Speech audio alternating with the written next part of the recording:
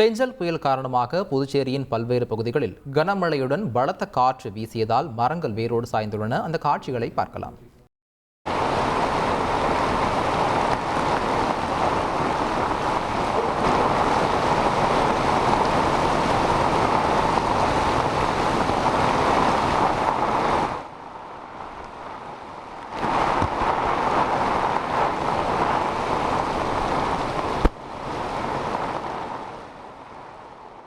இது தொடர்பான கூடுதல் தகவல்களை தருகிறார் செய்தியாளர் எழில்குமார்.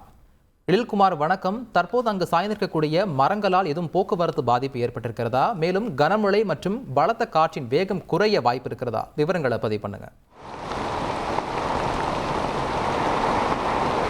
புயலானது கரையை கடந்து வரும் நிலையில் புதுச்சேரியில் தொடர்ச்சியாக 6 மணி நேரத்திற்கும் மேலாக பலத்த சூறாவளி காற்றுடன் கனமழையானது பெய்து வருகிறது.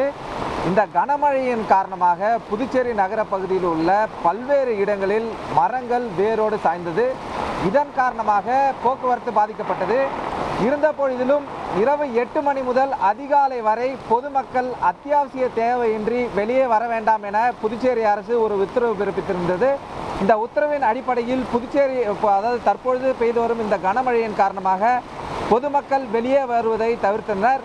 இருந்த போதிலும் அத்தியாவசிய தேவைக்காக மட்டுமே வெளியே வந்தவர்கள் ஒரு சிலர் இந்த மரம் விழுந்ததன் காரணமாக போக்குவரத்து பாதிப்பு ஏற்பட்டு அவர்கள் சிரமப்பட்டனர். இருந்த பொழுதிலும் முத்தியால்பேட்டை பகுதியில் இந்த மரமானது மிகப்பெரிய மரம் சாலையில் நடுவே விழுந்தது.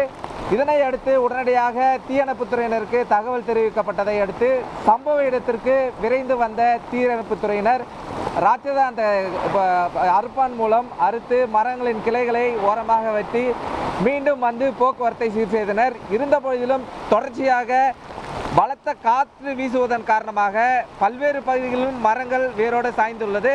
அவற்றையும் தீயணைப்புத்துறையினர் தொடர்ச்சியாக அப்புறப்படுத்தும் பணியில் ஈடுபட்டு வருகின்றனர். தற்பொழுது வரை தொடர்ச்சியாக 6 மணி நேரத்திற்கும் மேலாக பலத்த சூறை காற்றுடன் இந்த மழையானது பெய்து வரும் காரணமாக பல்வேறு பகுதிகளில் முழங்கால் அளவிற்கு மழைநீர் தேங்கி வருவது குறிப்பிடத்தக்கது. களத்தில் இருந்து விவரங்களை வழங்கியதற்கு நன்றி எழில்குமார். செய்திகளை உடனுக்குடன் தெரிந்து கொள்ள உடனே சப்ஸ்கிரைப் பண்ணுங்க.